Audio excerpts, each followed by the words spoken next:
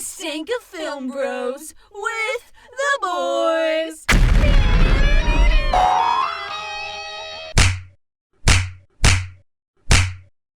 Riddled in taboos and low budgets, making it accessible to anyone, the Philippine New Wave movement carved away at censorships that held them back over the last several decades. With the rise of newfound freedom and easy access to filmmaking, the Philippines found themselves in an astounding state of political realism and deeply inspiring stories. The films in this movement also provided an up-close and uncensored look into Filipino culture in ways most of us have never seen. The movement itself roughly started in the late 90s and continued on into the 2000s, with varying opinions on the specific date the movement ended. Wait, guys, let's start from the beginning. What kind of censorships held them back so long ago? Well. Wouldn't you like to know, Weatherboy? That's why we asked. Let me cook here. You see, from the 60s to 1986, the Philippines were trapped under a dictatorship by a man named Ferdinand Marcos. This authoritarian rule was based in the abuse of humanitarian rights and consistent economic recessions. It forced all filmmakers to abide by strict, unruly censorships that prioritized propaganda films over creative liberty. Unfortunately, that's typically how media in a dictatorship goes. Wait, but if the regime ended in 1986, then what was it about the late 90s specifically that sparked the new wave? I mean, over a decade had passed since the regime ended. Now, that's where things start to actually get fun. It wasn't until the 90s when filmmaking actually became affordable.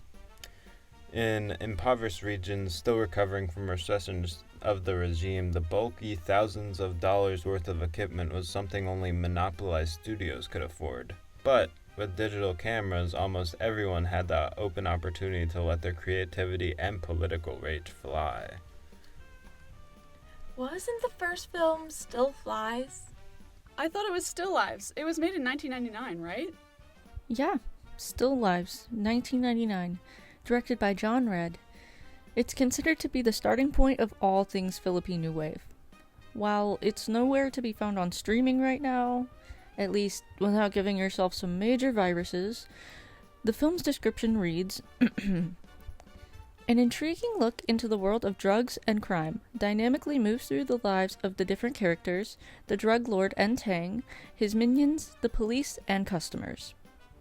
But aside from the brilliant film story, the reason filmmaking became so much more affordable in the 90s was primarily due to John Red and Still Lives specifically. He was the first filmmaker to start using digital media, finding that digital cameras were more cost-effective and easier to use. He inspired the next generation of Filipino filmmakers, and more specifically, independent or indie filmmakers that we know today. It's insane how one filmmaker can kickstart an entire movement. I know what I'll be adding to my watch list. Oh, check this out! On a review of John Red's 2025 film Stag, a Letterboxd user says, that mofo has serious imagination problems and he is horny on another level. That's hilarious. I loved that one.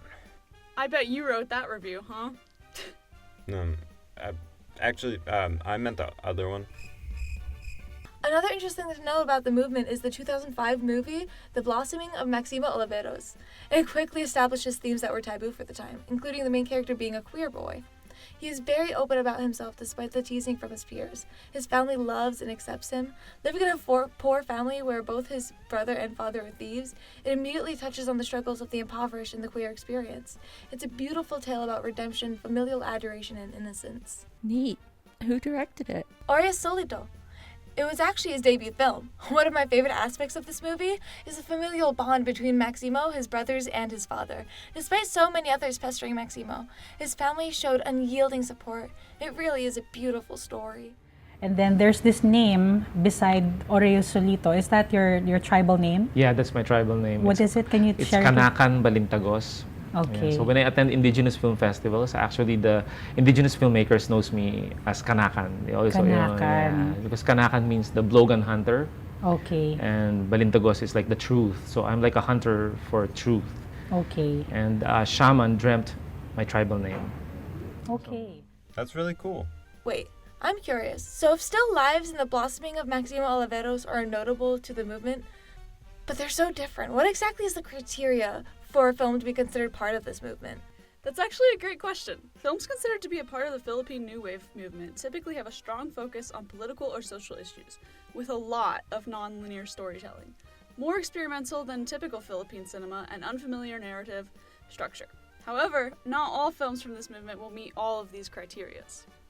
These films will also usually be released around 1999 and the late 2000s, but nobody can really agree to when the movement truly ended, with some saying it ended in the early 2000s and others saying it's still going on today.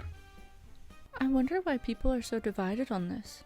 It's interesting to think how the Philippine New Wave movement is more unstructured compared to the other movements we've studied.